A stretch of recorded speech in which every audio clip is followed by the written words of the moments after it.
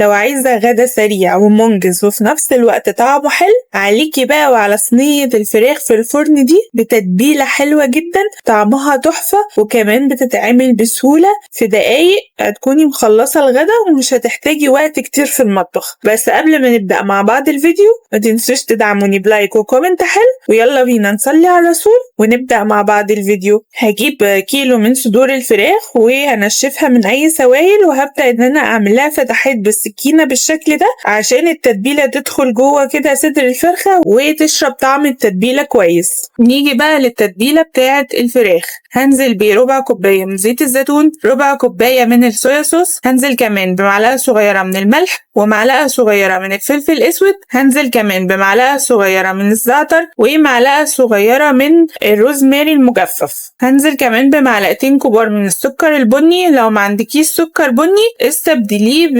بمعلقتين من العسل الأسود، هنزل كمان بمعلقة صغيرة من الثوم البودر وهقلبهم كويس بالمضرب لحد ما كل المكونات تختلط مع بعض. بعد كده هنزل بقى بصدور الفراخ بتاعتي وابدأ ان انا اخلي التتبيلة كده تدخل جواها علشان تشرب طعم التتبيلة كويس وادعكها كويس في التتبيلة. بدأت بقى اجيب بصلتين كده حجمهم حلو واقطعهم جوليان بالشكل اللي انتوا شايفينه ده وافكهم كده من بعضهم، وجبت بقى الصينية اللي انا هدخلها الفرن وحطيت فيها البصل. هاخد بقى الفراخ وابدأ ان انا احطها على البصل واحط عليها كمان باقي التتبيلة. عايزة اقولك كمان ما تسيبيش الفراخ في التتبيلة اكتر من 30 دقيقة علشان ما تحدقش معاكي، لان احنا طبعا التتبيلة بتاعتنا اساسها الصويا صوص. غطيتها كويس بورق فويل، وبعد كده بقى هدخلها على فرن متسخن من قبل على درجة حرارة 200، هتقعد معايا حوالي 30 دقيقة. بعد 30 دقيقة بشيل الفويل واطلعها، احط الجبنة الموتزاريلا على الوش بالشكل ده وارجعها تاني اشغل عليها الشواية تاخد لون ذهبي بالشكل اللي انتوا شايفينه ده. قدمتها بقى مع شوية رز بشعرية، وبجد بجد